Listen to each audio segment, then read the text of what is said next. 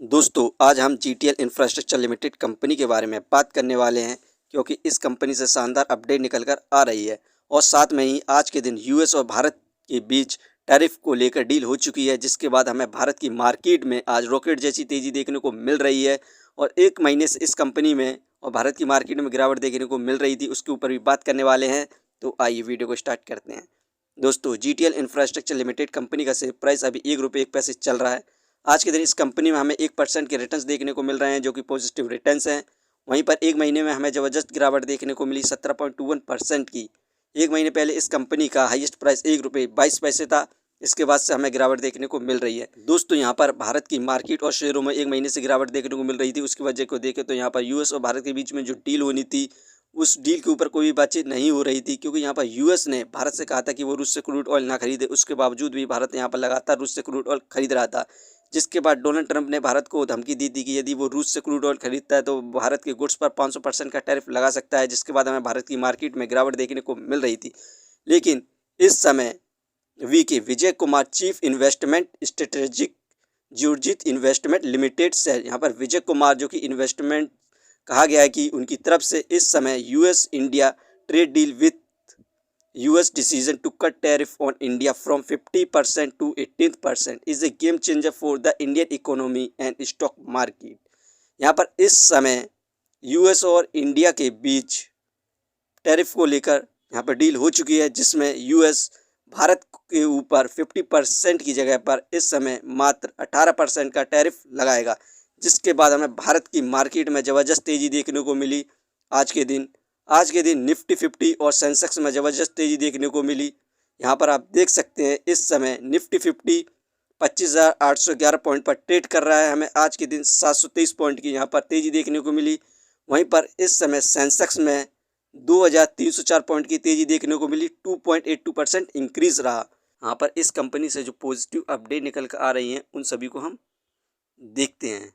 यहाँ पर GTL infrastructure company ने अपना total complete one time settlement Canada bank का कर दिया है। सभी कर्जों को यहाँ पर चुका दिया है, जिसके बाद कनाडा बैंक ने जितने भी केस लगाए थे जीटीएल इंफ्रास्ट्रक्चर पर, वो सभी केस वापस ले लिए हैं। तो हमें फ्यूचर में तेज़ी देखने को मिल सकती है।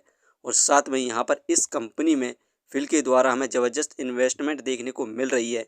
यहाँ पर आप देख सकते हैं सितंबर 2025 में फिल की इन्वेस्टिंग 0.01% थी और दिसंबर में फिल की इन्वेस्टिंग 0.04% हो चुकी है।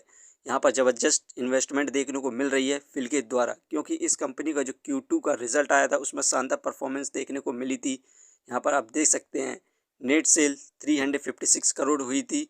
इंक्रीमेंट देखने को मिला था 5.98% का। पिछले साल 336 करोड़ थी। नेट लॉस हुआ था 193 करोड़ का। पिछले साल इस कंपनी का नेट लॉस 214 करोड़ था। इंक्रीमेंट देखने को मिला 9.61% का।